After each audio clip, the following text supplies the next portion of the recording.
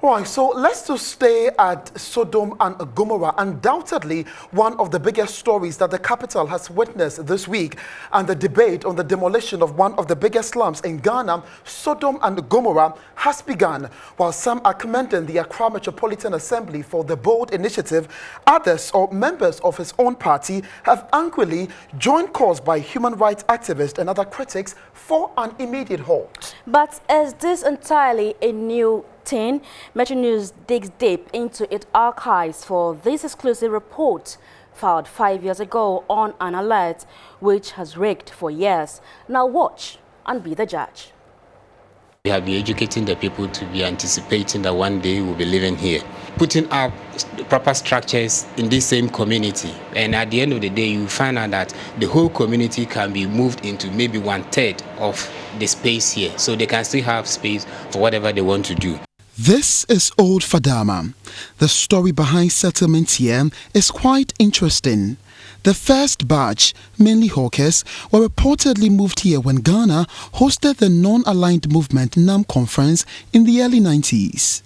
Later, others who escaped the Nanumba-Kokumba War around 2000 and settled in Accra as internally displaced persons were asked to settle there. Since then, the floodgates were opened and all manner of persons from headquarters and even public servants were told lived here.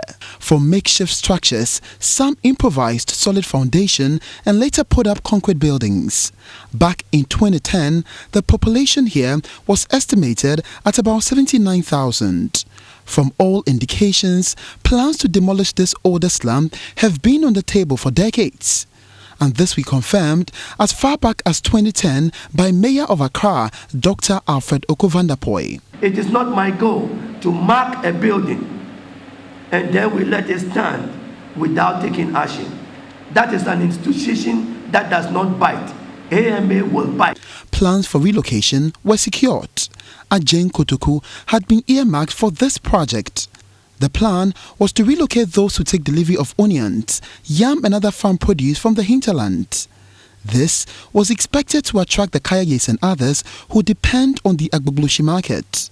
Abednego Anwa spoke for the Ajeng Kotoku Youth Development Association at that time. Really, Sodom and Gomorrah people want to come to Kotoku as the government says so, then we have to come up with a plan. Like, what are they coming to do? Are they coming to sell? At the end of the day, they will stay in the community. Here is the site for the timber market. But they haven't finished with the total grading of the land.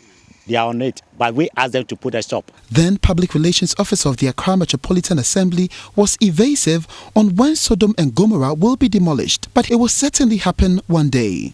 I may not be able to mention emphatically that we would be doing such upgradement there. However, I just want to reiterate that we, in the stakeholder meetings that we are holding with them, whatever options are appropriate, we would, why not, take to that. Unbearable stench, open defecation, pollution to the environment, illegal connections, or simply put, stealing of water and electricity, robbing the nation of badly needed revenue, prostitution, and the list goes on.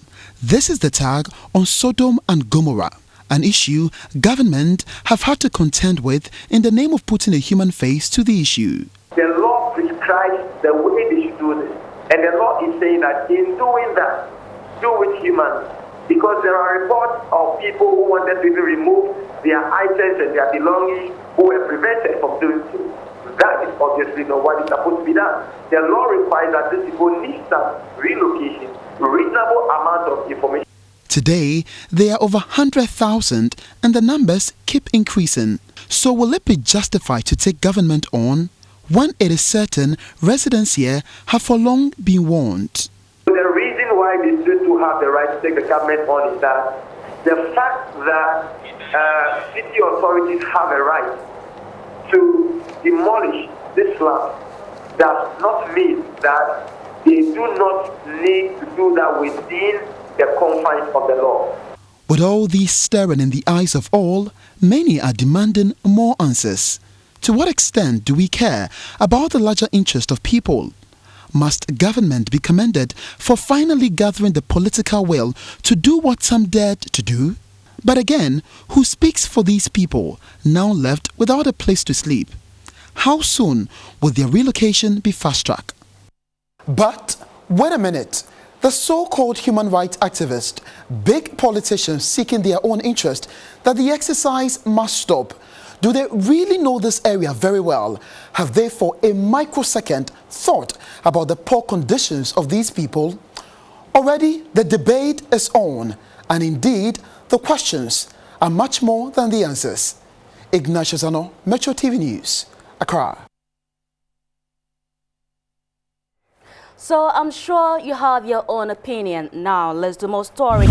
And that's how we end our primetime news bulletin, Newsnight, which came to you live from our studios at Laboni in Accra. I am Ignatius Ano. And I am Josephine Upon Yebwa. Thanks a bunch for watching. To have a good evening. And don't forget that Paul Adomoche will host exclusively the Minister for Trade and Industry, Dr. Ekospio Gabra, tonight on Good Evening Ghana. All your questions will be answered as far as that controversy over the 197 million judgment debt to Ban Swish is concerned. We thank you for watching. Good evening.